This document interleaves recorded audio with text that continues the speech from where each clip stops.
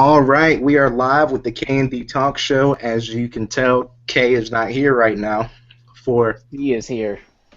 for for other reasons, but Waffle House. yeah, but we have a special guest for the K and D Talk Show. So you have me here, and you have Devontae Slushy Bear, and then you have our special guest Chris on the other end there, who is going to be helping with the K and D Talk Show for the night. Uh, Also, what we're going to start doing is doing live calls. So if anybody has any questions or wants to input on anything, feel free to call us at 803-439-1517. You can ask any questions. We'll be try to answer them for you the best we can, the best of our knowledge. And if you just have any input, add your input. But I'm gonna go ahead and let Chris introduce himself, tell you a little bit about him. So take it away. Uh, I'm Chris, and I pay attention to sports uh, pretty heavily. I guess that's how you would word that. But yeah, I watch football more than anything else. And Devontae asked me to be on here because his boy Keenan can't Snapchat anybody back, but he can make Snapchat stories at Waffle House. So I'm on here to replace him. And I like talking about sports, so when he asked me if I want to do it, I was like, yeah, I want to do it. So I'm doing it, and I'm eating ice cream, and that's it. That's me. I'm Chris, and I also have some YouTube channels, but yeah, it's besides the point. So yeah. All right. Now, our first topic is going to be straight into NFL, and we didn't cover this last night because we actually went live before it.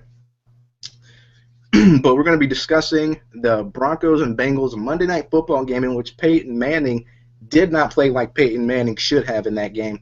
And with more locks in the playoffs, we'll be also discussing that later to follow. Will be Monday Night Raw for all you wrestling fans out there who did not catch it or caught it and want to hear somebody else's interest on the situation. So I'm going to go ahead and start off the football talk with the Broncos and Bengals game, which was a dominating performance on the Bengals side defensively. They picked off Peyton twice, was it? 4 times. Four times, twice as many. 4 times they picked off Peyton Manning, which is not something you see from Peyton Manning.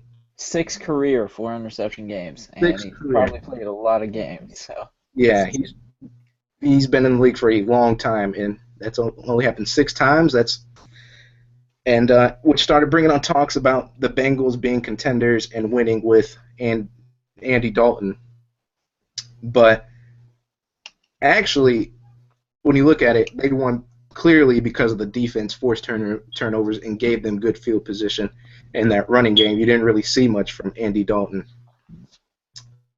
And the Broncos just, I don't know what got into them. The Broncos just were not playing like Broncos should have, which a lot of people were expecting them to have played. And it clearly showed yesterday night when that domination had occurred. Is there anything you would like to add on to that? no, I was just pretty salty that Andy Dalton was getting all the attention, and he even got interviewed after the game, and all the questions were just like, "Oh, now can you tell people that they can shut up? You can win in prime time." Andy Dalton can't win in prime time. I'm not even sure he threw for 175. He also got picked off, and I believe that was a pick too. Yeah. Jeremy Hill put in work. Jeremy Hill's been putting in work the past few weeks. And, the defense, when you force 4 turnovers, you're supposed to have 35 points or however many they had. And the defense had 2 touchdowns themselves. And then the Adam Jones pick, I don't even think was a touchdown. But they were inside the red zone when he got the pick. It's not Andy Dalton, and it pissed me off that everybody thought it was Andy Dalton, and Andy Dalton can win in prime time. If that's the case, then I guess Peyton Manning can't win in prime time. No, Peyton Manning's one of the best of all time. He threw 4 picks. Nobody's on his dick. So, yeah, just didn't like Andy Dalton getting all the attention. I think Dre Kirkpatrick, he should have got an interview after the game. Yeah, and it's funny because after Peyton threw 4 picks, no one really talked about that. They talked more about Andy Dalton being able to win games, but until we see him win a playoff game, a game that actually matters, you can't really say that because he has yet to win a playoff game ever, actually, and it's either their third or fourth straight year making it to the playoffs, so which meaning he's either 0-3 or 0-4 in the playoffs. And I don't know. I don't see them still winning because, like I said, Andy Dalton has yet to prove that he can be clutch because, he went against the Browns and beat them by 30, I believe it was, and then he also faced the Browns again at one point, which was their first time, and that game was just a domination by the Browns. But let's go ahead and stop there because we actually have our first caller. Let me go ahead and hit him up real quick.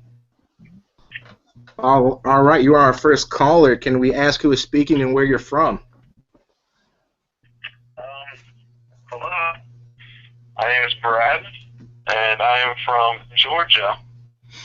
All right, Brad from Georgia. Is there any questions you have or anything you would like to input into the conversation? Well, heard you talking about the Broncos game, and I would just like to talk about my fantasy league, my game. I was winning by 20 points going into that game. I had running back from Denver, and my opponent had AJ Green. I think that's his name. Anyways, I was telling myself before the game that I really hope AJ Green gets hurt, and thankfully he got hurt. So, as bad as that may sound, it led me to win in my fantasy league. See, AJ Green was on my team and he got 0, and it pissed me off. We like to thank you for the input, but do you have anything that really pertains to the game and not your fantasy team? Oh, I think Peyton Manning did terrible. Yes, we both agree on that one here on the show. We can understand that. Now, would you like to stay on the line for further input, or would you like to just call back whenever? Because we're about to move on, and we're not sure if you'd like to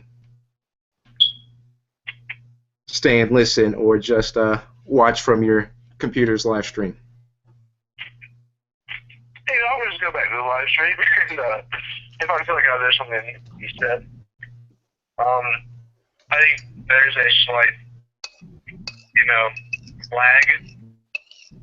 So when you're speaking about the Broncos game, what I'm hearing, you're probably speaking about something totally different. Okay, we'll be sure to do whatever we can about that. We appreciate your call, caller Brad from Georgia. Have a good one, and thanks for being our first caller on this show. We really appreciate it. All right, first caller there. Interesting input about fantasy football. So that was always good.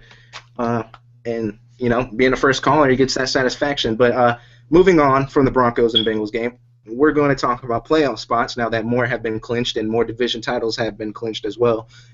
We're going to go ahead and we actually have a Falcons fan in this call, so we're going to let him preview the Falcons and Panthers game that are coming up. That's actually a very important game for both teams actually to get a final spot in the playoffs, or not final spot, but to clinch their division and get a home game. Well, the Falcons, they are also home to another quarterback that was, I believe, part of Andy Dalton's class, but I'm not sure. But he also hasn't really won a playoff game. I think he might have won once. But so, even if the Falcons do make it to the playoffs, I don't have real high hopes. But I mean, Andy Dalton has a defense. The Falcons don't have a defense. But as far as the Panthers game goes, it's in Atlanta. That's a plus. Last game of the year, the place should be sold out. Like, if it isn't sold out, I'm gonna be mad. But it should be sold out. There should be tons of towels waving, because I know Falcons fans, I know they bring the white towels in there.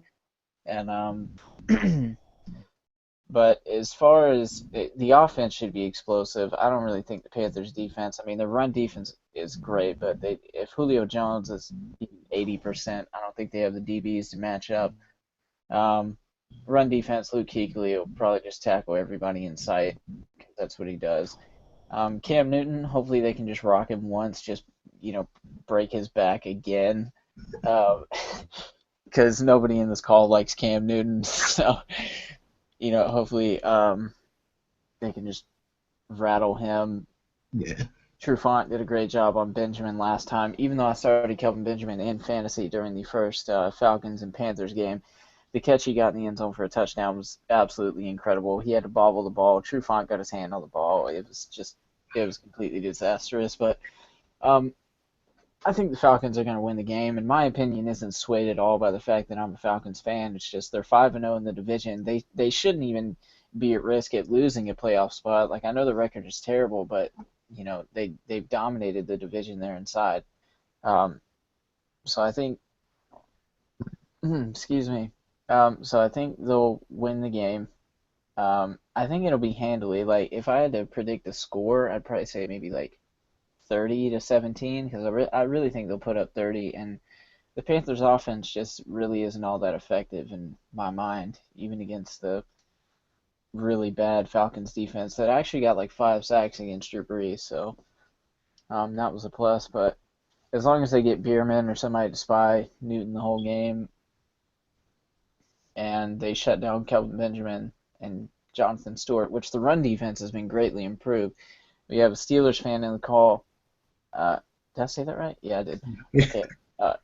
I thought I got the letters mixed up in 2 of the words. I thought I said a Steelers can in the fall, but that's not what I said. But anyway, Le'Veon Bell, he's like second in the league in scrimmage yards behind like DeMarco Murray.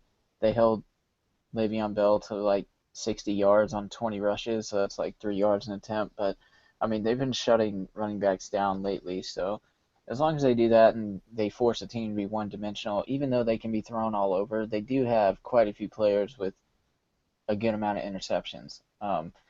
It's sad that William Moore won't be back. I really hope that he doesn't turn out to be just one of those injury-prone guys, because it's looking like it. I don't even think he played 5 games this year, because I know he missed like 7 the first time and all that. But I'm getting off track. Point is, I think the Falcons are going to win. I think they're going to have a playoff spot, and I think they will be dangerous. We look at playoff teams like the Packers. Falcons put up 36 points at Lambeau Field. If they can do that against just anybody except the Seahawks, but we'll get to that later. But I think the Falcons' offense can compete with anybody in the playoffs. And, the defense is opportunistic. They force turnovers, and, Alford won't be back, or Alford, however you want to say it. But I think the Falcons win the game, and I think they give a team a run in the playoffs, but I don't think they win a game in the playoffs. But I do think they win against the Panthers to get in there. Yeah, I can see that because, a lot of people are still not giving enough credit for that Saints and Falcons game, although the Saints do have a losing record. Again, like I said in the previous episode, they did, they picked off a quarterback that's a Hall of Fame quarterback, I guess you could say he could have had a bad day, but still, it's Drew Brees. And, it's against the Falcons' defense. And actually, didn't Trufant get an interception? Trufant had one. He ripped it out of Colston's hands, which is really impressive considering how undersized he is compared to Colston and Robert McClain, which has been playing like straight doo-doo over there at the number 2 corner, getting caught on like all the time. He got an interception too. Yeah, and, especially it's impressive because it's Drew Brees to Marquise Colston, but Trufant still picked it off, seeing as, Colston is known as such a huge possession receiver for him to just... It was a 4th and 7. It was a huge play. If they would have picked it up, they probably would have scored some points on the drive, but Trufant's interception stopped the drive. Yeah, and then the sack fumble at the end of the game, excuse me, the strip at the end of the game, I don't know if you'd consider that a sack as well, but... The fact that, the New Orleans Saints O-line isn't terrible, but, they still got back there to get that and make the game 30-14. So I do think the Falcons do deserve more credit defensively in that game because, again, it was Drew Brees. And also about the fact that the Panthers and Falcons it shouldn't be determined because I'm pretty sure we both agree on this, but when a team has a tie, it shouldn't count in their favor. It should count against them because, they didn't win. And no one looks at a tie and say, well, yeah, we got a tie, so we're one of the best. No one thinks of a tie that way. if anything, it should count against you, and you shouldn't. No one should be like, because it's the same thing for Pittsburgh. They're going to have to battle for the AFC North just because of this tie that they have, but really the tie shouldn't work in your favor in any sort of way. And but yeah, moving on from that, we're going to go ahead and get into playoff predictions. And we're going to go ahead and we're going to start off with the AFC first. We're going to go ahead and get our AFC predictions out of the way. So with that being said, I'm going to go ahead and give my prediction, which I already gave actually in the last episode. I'm going Patriots to make it to the Super Bowl. Although I'm a Steelers fan, I can see the Steelers winning a game with home field and with the hot streak they're on as of right now, but I don't see them going all the way until I actually see something in the playoffs. But the way the Patriots have been playing, well, recently they did struggle with the Jets, but I mean the Jets defense isn't terrible, so I do see that happening. Actually, we have another call here, so I'm going to go ahead and get this call.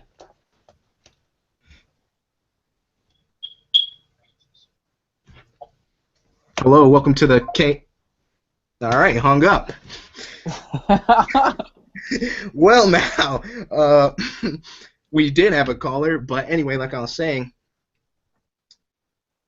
yeah, the Patriots, I see them, although they struggled, but the Jets defense, well, their secondary is pretty bad, but still, the Patriots, I do see just making the playoffs because I don't see the Broncos stopping them. Pittsburgh, I don't see them stopping them because their defense has struggled greatly.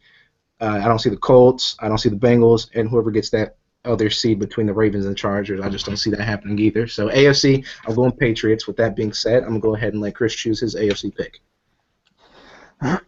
Yeah, as far as AFC teams, I think the Patriots and the Broncos both they're an entirely different league as far as the AFC teams below them. Now, the Steelers are the type of team that will compete with everybody until the end. And if it comes down to Big Ben making a game-winning drive, he's probably going to do it because that's just how the Steelers are, and that's why they annoy me. Because that happens all the time because I pull against them all the time. But Broncos, in the playoffs, they're going to turn it on. They're playing for seeding right now. They've already clinched their division, I believe, and they clinched their division last week. But they're just playing for seeding. I don't think they're really turning it on right now. But I mean, even if they do, the Patriots, they have what it takes to shut down Peyton Manning. I'd be surprised if the Patriots didn't go in their little meeting room and say, look, what are the pieces we need to pretty much shut down the Broncos? Because they're about the only competition. And who do they go and get? They go and get Darrelle Revis and Brandon Browner. And their defense, it showed. The Patriots and the Broncos have already played, and that's the reason the Patriots clinched the number one seed. It's not even possible for the Broncos to even get it anymore because they just beat the Broncos straight up. So now the Patriots are going to have to go through New England to get to the Super Bowl, and I'm also picking the Patriots for that exact same reason. I do not think the Broncos will beat them. They didn't beat them once. They're not going to beat them again. Patriots are one of those AFC teams with that you view as an offensive team, but they got a smash-mouth defense too. Yeah. Broncos don't have that. Broncos got Von Miller, DeMarcus Ware, and then nobody else really remembers the names of any of the other guys unless you're a Broncos fan. Mm-hmm. And I know they got T.J. Ward, which I hate. They got Aqib Talib. But you don't really think about those guys when you think about the Broncos because you're too busy thinking about the offense. The defense isn't going to shut anybody down. They never have, and it doesn't matter how much money they spend on it. They're just not going to. And they definitely got an answer for Gronk, especially now. I don't even think they had to deal with Gronk in the first matchup. They might have. I don't know. I can't remember. That was a long time ago. But the fact of the matter is, Patriots are coming out of the AFC, and I don't see how anyone that paid a lot of attention to football could think any difference otherwise unless you're completely biased to your own team. All right, so we have our AFC wrapped up with the Patriots, both on the Patriots. So now we're going to go ahead and move over to the NFC side of the playoffs. And just give you guys a good warning here. It possibly might just get a little heated in here. So just giving you guys the forewarning. And please, guys, if there's a time at all to comment, to call in, this is going to be the time because this is going to be a good debate. Anyway, NFC side of the ball, or not ball, but side for the playoffs, you have your Seahawks, you have your Cardinals, you have your Lions, you have your Packers, and you have your Cowboys. Sixth seed, or not sixth seed, but the sixth spot is still up to grabs, and that will be determined in Week 17. But out of the teams that have clinched, playoff prediction-wise for the NFC,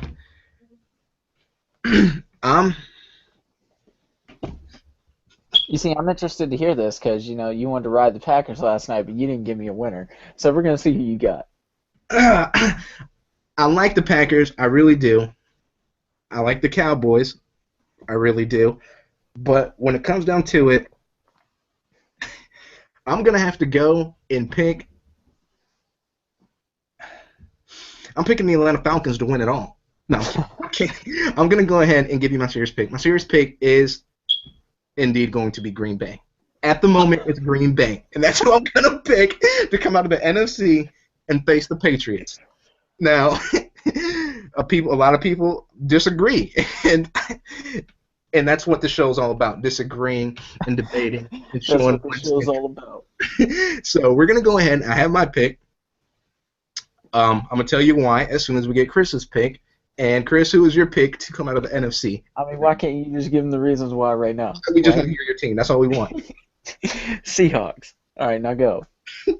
He picked the Seahawks. All right. I'm going with the Packers simply because Aaron Rodgers and that offense. Defense, yes, is not the best. It's not that great. But I believe that Aaron Rodgers, Jordy Nelson, Eddie Lacy, you got Randall Cobb, I see that offense that has stepped up a lot more than the beginning of the year where they got dominated by the Seahawks, where Aaron Rodgers was probably afraid to throw to Richard Sherman, which I believe a lot of people have exposed Richard Sherman throughout the year. But I see that offense playing good enough or well enough to win the games they need to in the playoffs to eventually go on to the Super Bowl. And defensively, again, it's not the best, but I do believe the defense will step up when it's dependent on them, when it's needed of them to step up. I believe they will step up when the time calls and, help Aaron Rodgers when he needs it to get to the Super Bowl. That being said, let's go over to Chris and see why his pick for the Seahawks is, or his reasons for picking the Seahawks. All right, well, my number one reason for picking the Seahawks, nobody's got a defense like them in the entire NFC, in the entire NFL. Like, okay, the Cardinals, they can make plays. They're not ranked super high in a lot of things, but they do make plays, and they're probably the second best defense, but we saw what the Seahawks offense did to the defense, and a lot of that has to do with Russell Wilson. So, I mean, you look at teams like Atlanta, they're just not going to make it. They're just not going to make the cut. It ain't going to happen. You look at teams like Dallas, and, Devontae, he mentioned Dallas over there, and he mentioned the fact that he liked him. But what happens when DeMarco Murray gets shut down? What happens when he gets shut down and it's put all on Tony Romo to throw the ball, and Tony Romo just has that one Romo-like game? And if there are any turnovers for the Cowboys, really, if it's a fumble, an interception, it doesn't matter. How is the defense going to respond?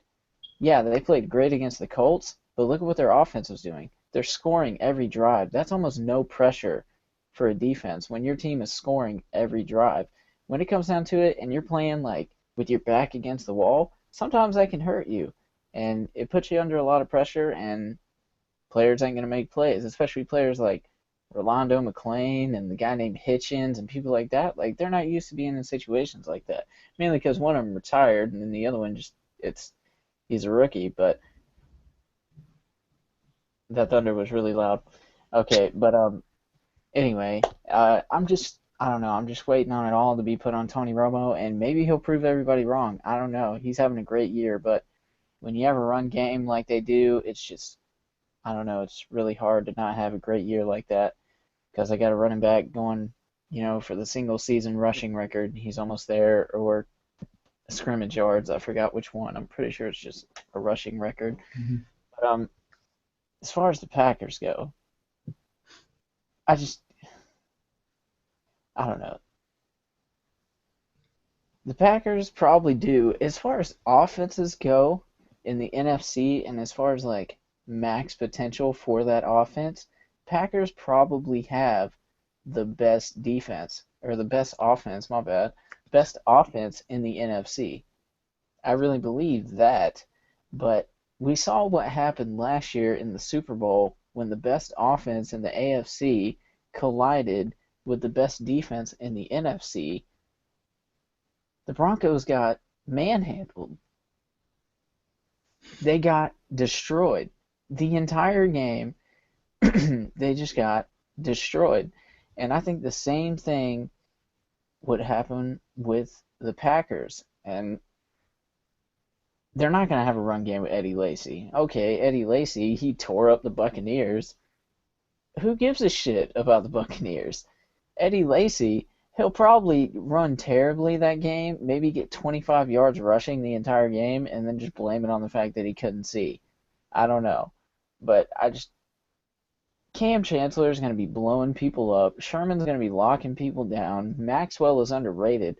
Earl Thomas is insane. Earl Thomas is probably the best player in the secondary if you want to look at it. Their safeties are probably better than the corners, honestly. And then Bobby Wagner is somebody that people don't talk about because he has missed a lot of games this year. But Bobby Wagner will blow you up. And he's also just a sure tackler. He's a great blitzer, and he's very fast for a middle linebacker. And their pass rushers, they go about 6, 7 deep on their roster, just like the Rams do, but they don't get talked about a lot on their D-line.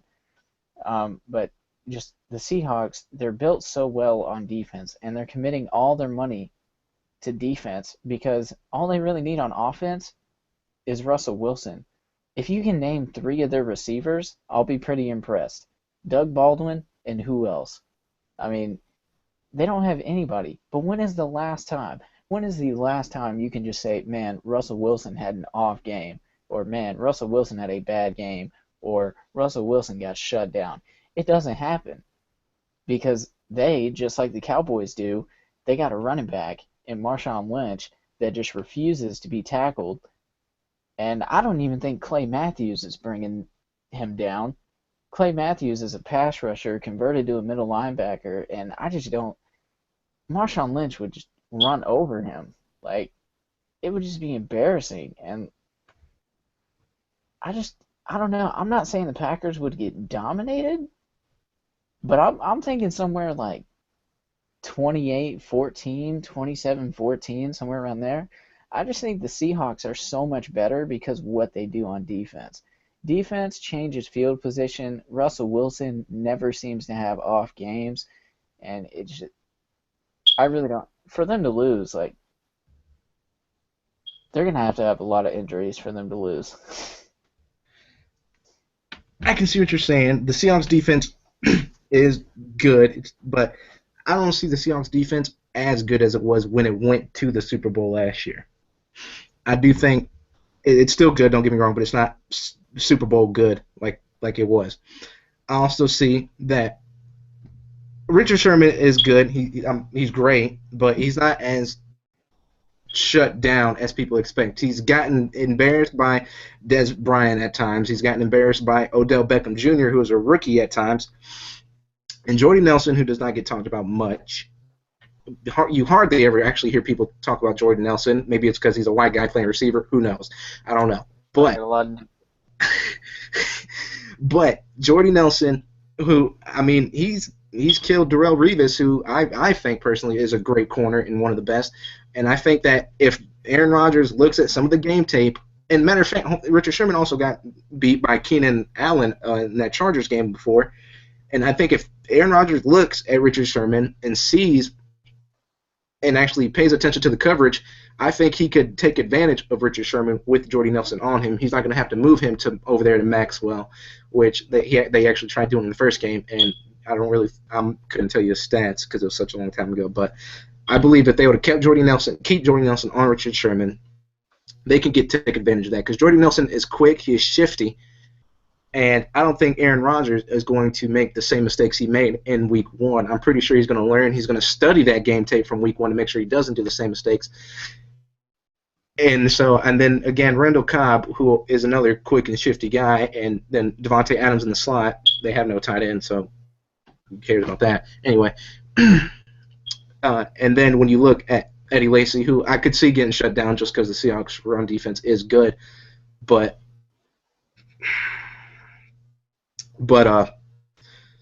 I just don't see Aaron Rodgers making the same mistake he did in Week 1. I don't see Jordy Nelson getting shut down.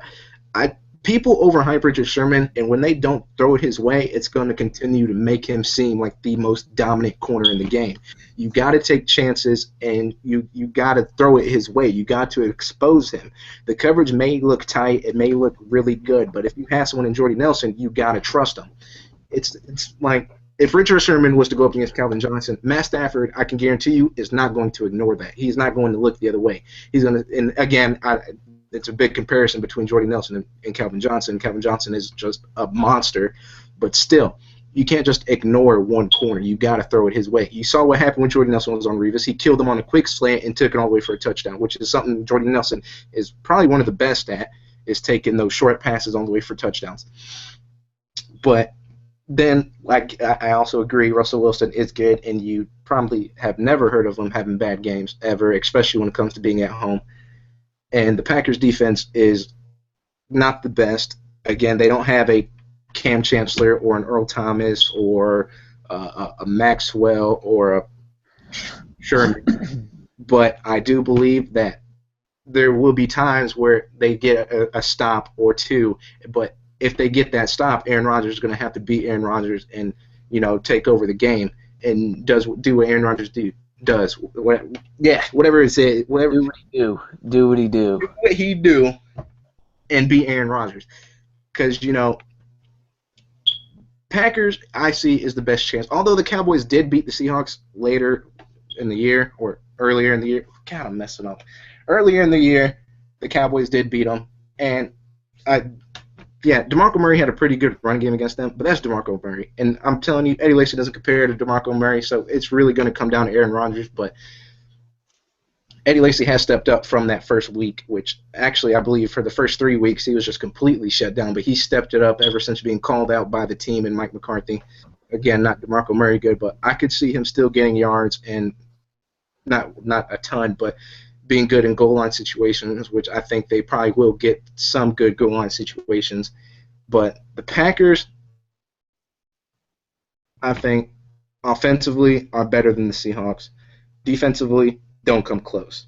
And, we saw what happened in the Broncos and Seahawks Super Bowl. But also, as we know, Peyton Manning has been known to choke in big games like that.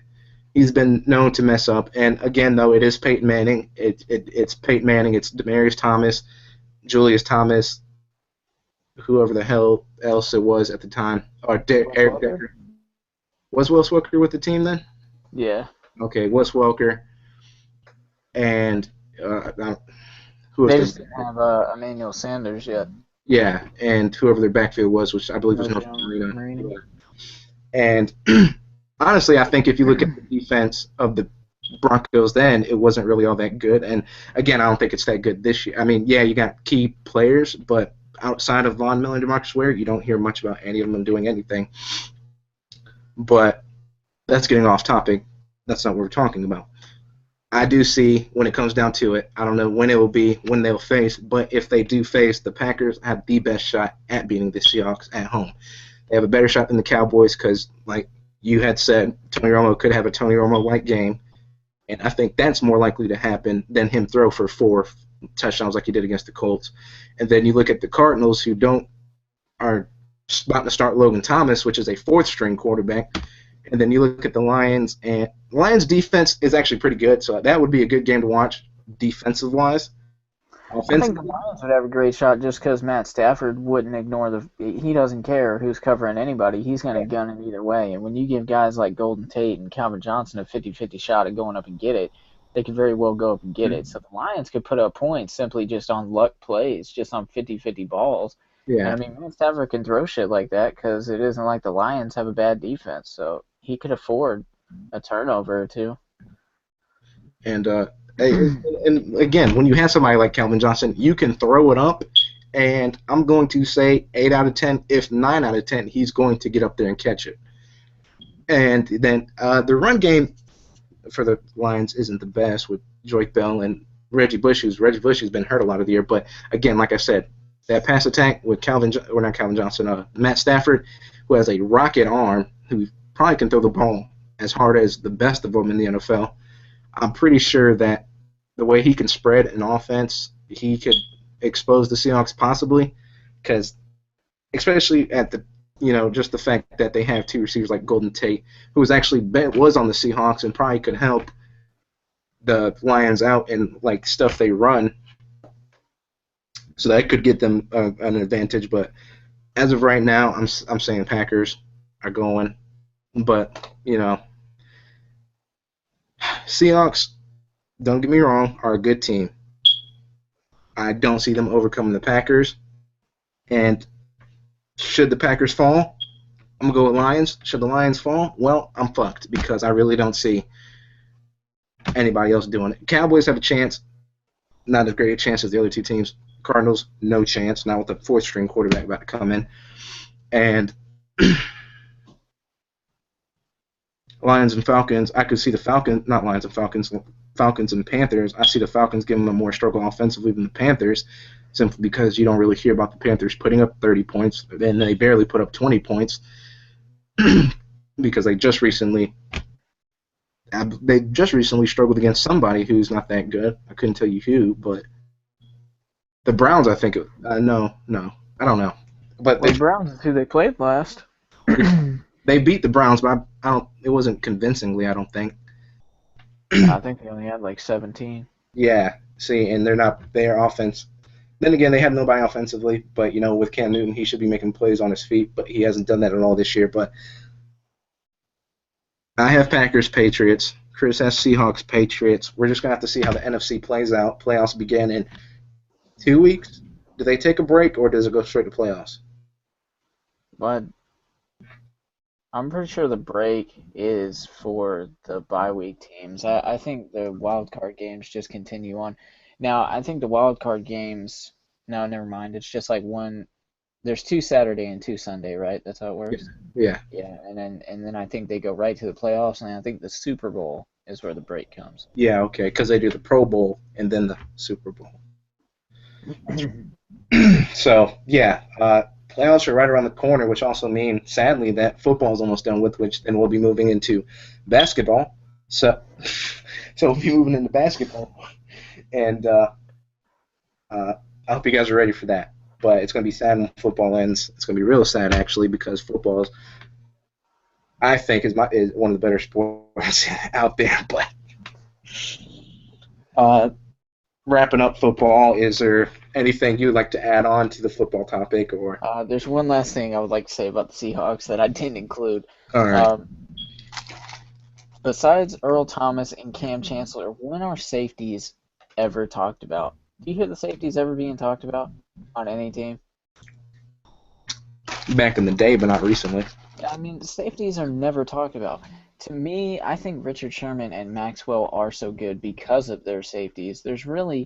Because either one of those corners could get beat over the middle. They can get beat on a slant. They can get beat on an in route. But when you got Chancellor blowing dudes up, you got Earl Thomas knocking the ball out and sometimes blowing dudes up, but not really.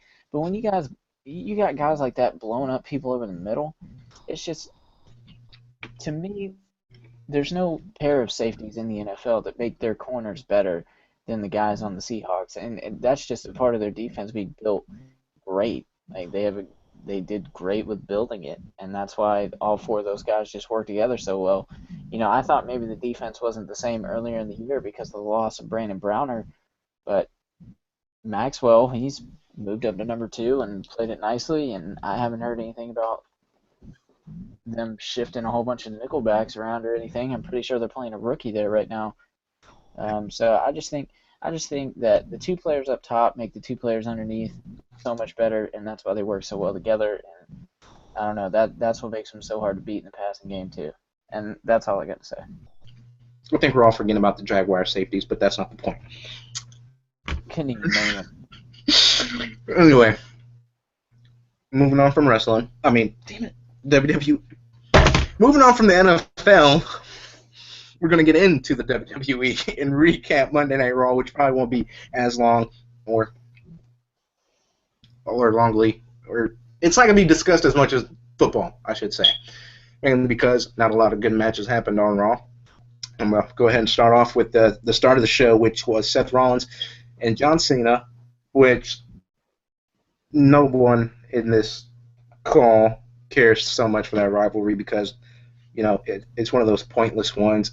What is the meaning to it? If John Cena wins, what does he really gain? If Seth Rollins wins, I guess he gains that he beat Cena, but, that's about it. It's not like nothing's really to be gained out of this whole rivalry for them, especially when Cena's supposed to be facing Brock Lesnar soon. You would think they would have more attention focused on their promos and, John Cena being in a puddle of blood, sweat, and urine and vomit, whatever the hell Brock Lesnar wants to put him in, have his way with. And Seth Rollins could better be spent rivaling or being in a rival with either, Roman Reigns or Dean Ambrose, seeing as he turned his back on them. But that match, they did put on quite a show. It went on rather long for it to be the start of the show. Nonetheless, you saw a lot of athleticism from Seth Rollins that you really don't see him do much. But it was a good match. Just I think it's a wasted rivalry, personally, and pretty sure Chris thinks so too. Anything you would like to add on to that Cena Seth Rollins opening rivalry? I mean, maybe they have this rivalry going so everybody can forget the fact that Seth Rollins has been carrying around that briefcase for like 6 months. Yeah. I just really wish they would do something with that briefcase. I know it's probably going to come at WrestleMania. Devontae read an article where it's going to come at WrestleMania and what their whole little plan is. But, I thought the Raw on Monday, I think it was good because maybe their way of giving as far as the Christmas special goes, I feel like there were a lot of pay-per-view-like matches in the episode of Raw. Like, seeing two guys like John Cena and, somebody that matters like Seth Rollins rather than, like, John Cena and Sheamus tag teaming against somebody. Like, I just feel like that match was pay-per-view worthy. The Dolph Ziggler Intercontinental title match, the way they made that one play out, that was definitely pay-per-view worthy. And, the Miracle on 34th Street fight, it was corny the way they did it because of all the Christmas trees and the gifts around the ring and stuff like that. But a street fight, period, you never see those anymore. And I feel like that was pay-per-view worthy. And the fact that it was Dean Ambrose and Bray Wyatt, a match they just had at a pay-per-view, and they actually let it finish. I feel like that was pay-per-view worthy, and even the Divas match was okay. I mean, at least all the Divas were dressed up in Christmas shit, and Paige, my main bitch, she was the only one wearing all black out there, so I was digging that. But I personally, besides the episodes where The Rock and John Cena are going back and forth, or Paul Heyman's on it with Brock Lesnar, or anything like that, that was one of the better episodes of Raw that I've ever seen. And the high point for me was the Dolph Ziggler match, but that was definitely one of the better Raws that I've ever seen. Yeah, the matches were they were. I mean, you could, if they wanted to, they could have made that a Christmas pay-per-view with the matches they did have in them, and I still think that there's just more they could do better with the rivalries that they have going on now. Because, again, with this Dean Ambrose and Bray Wyatt one, I don't see what the other has to lose or gain in this rivalry. I guess Bray Wyatt did mess up Dean Ambrose's chance at Seth Rollins in that one pay-per-view, but that was, 2-3 pay-per-views ago? And, their rivalries can be too long, especially when it's one superstar like Bray Wyatt, which I don't dislike Bray Wyatt. He's not my favorite, but I think they could do better with him. Finally, they broke up that Wyatt family crap that I thought was lame. But I think again they should have a thing with Dean Ambrose and Roman Reigns trying to focus their attention on Seth Rollins. John Cena needs to focus more on Brock Lesnar at this time because I still think that pay-per-view has 3-4 weeks left until, but still, you want to build it up. They build it up. I think they build up the Brock Lesnar and John Cena the most when it was Night of Champions. No, SummerSlam was when they first fought, wasn't it? Yeah, that was built up like hell. Yeah, that was probably the most built up. There were so many WWE Network ads with them on it. That was insane. Yeah, that Oh yeah, have you checked to see if your thing works? I actually haven't. I need to do that, and I'm probably gonna uninstall it, then probably reinstall it or something like that. But also let's go ahead and advertise that while we're here. The WWE Network for $9.99 now, and let's just and you don't even have the 6 month commitment anymore. You don't have to do that. So really, everybody should be jumping at this. You get every single pay-per-view that was ever out there. In the most recent ones, you get Raws. You get for some reason they don't update their Raws, but so maybe they have their SmackDowns for the NXT. I like NXT because I like Sami Zayn in NXT. So NXT, the main loser ones for like Superstar and Main Event. No one cares about those losers, but then you get their specials like Total Divas, which I'm a big fan of. That may sound kind of gay or whatever, but I don't care.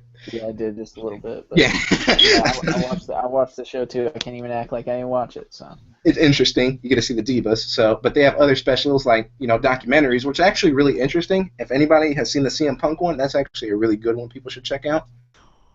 CM Punk just left the company. That was my nigga, and he just walked away. He said, "Bump 'em. I know y'all still gonna be chanting my name, and they are still to this day chanting his name." And it's ridiculous.